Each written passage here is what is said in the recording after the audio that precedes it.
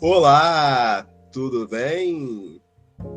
Eu sou Bruno Mota, professor de História do Colégio Estadual Pandiá Calógeras.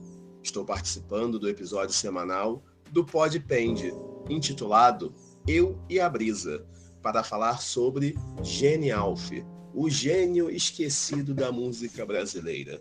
Você já ouviu falar de Genialf? Se não, se liga no Pod Pende de hoje, o nosso podcast semanal. Em 19 de maio de 1929, nasce no bairro de Vila Isabel, na cidade do Rio de Janeiro, Alfredo José da Silva, o percussor esquecido da bossa nova, o nosso Genialf. Logo cedo em sua vida, o artista perdeu o pai e foi morar com sua mãe, que havia conseguido um emprego de doméstica em uma casa de família abastada.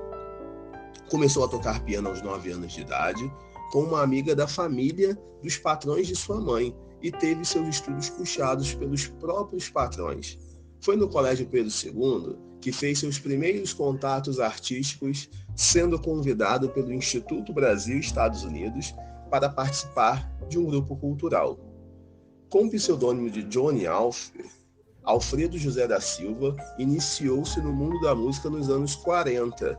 Tempo depois, fundou um clube para intercâmbio de músicas brasileiras e norte-americanas, que teve como associados Tom Jobim, de quem ganhara o apelido Genialf, por Tom Jobim considerado Johnny como alguém genial, e Luiz Bonfá.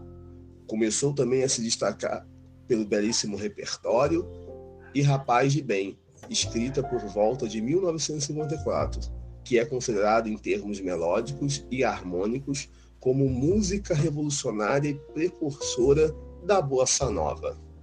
Só que havia um detalhe: o Johnny Alf, o nosso Genialf, era a soma de dois fatores que a sociedade conservadora dos anos 40, 50 e 60 do século XX abominava: o negro e o homossexual. Ele era as duas, negro e gay. Fazia sucesso entre os percussores da bossa nova, entre os novos artistas, mas negligenciado pela sociedade interna. Externamente, ao longo dos anos, se tornou muito conhecido. Ele era oposto ao padrão, e por que essa recusa? Ele era oposto ao padrão de bossa que se popularizou, do amor romântico, branco e heterossexual.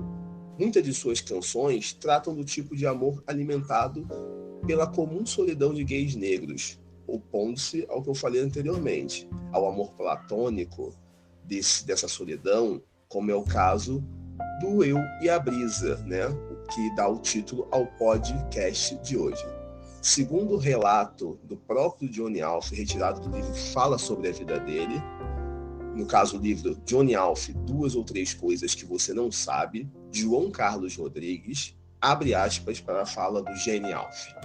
Meu homossexualismo, interfere como nuance que evidencia e policia meu comportamento junto às pessoas. É ele a brisa do título da música, é ele o devaneio que inspirou a letra. Analise a letra e terás a sacação.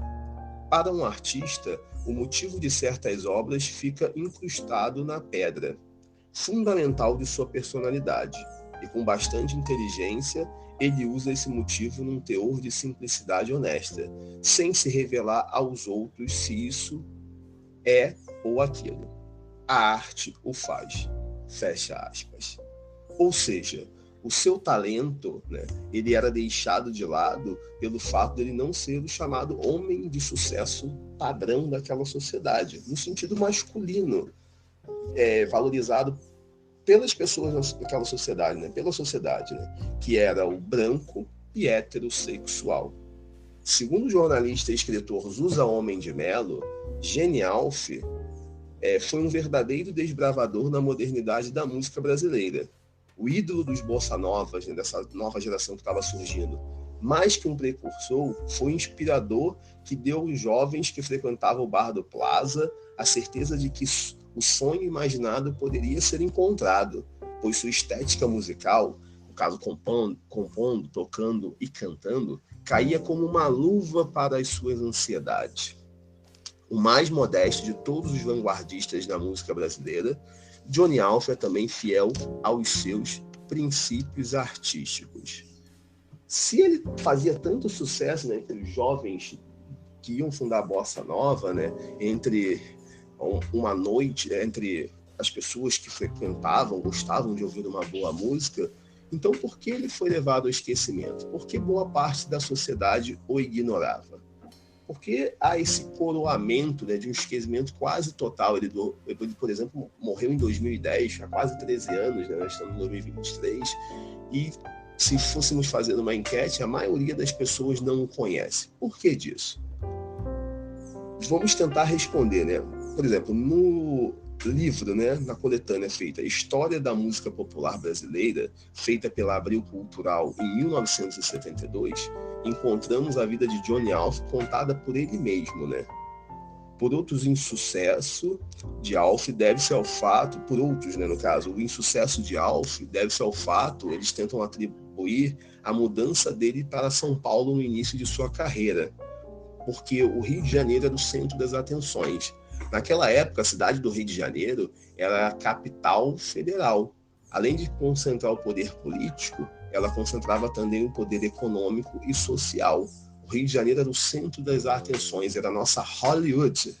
Então, todos aqueles artistas de pontas deveriam estar no Rio de Janeiro. E Johnny Alf se mudara para São Paulo logo no início de carreira. Mas só isso é suficiente para explicar o seu anonimato? Claro que não. São Paulo, apesar de não ser o centro das atenções, a cidade mais importante na época, São Paulo, ele era uma cidade em desenvolvimento. As indústrias estavam surgindo no final dos anos 40, principalmente nos anos 50, e se desenrolando para os anos 60. Depois que a capital muda para Brasília, o Rio de Janeiro cai em desgraça e São Paulo assume aí a liderança de cidade mais importante do Brasil, se não da América Latina. Mas só isso, o fato dele ter se mudado para São Paulo quando o Rio de Janeiro estava no auge, não é suficiente para explicar o seu quase desconhecimento hoje no Brasil, né? A sua quase coroação ao esquecimento.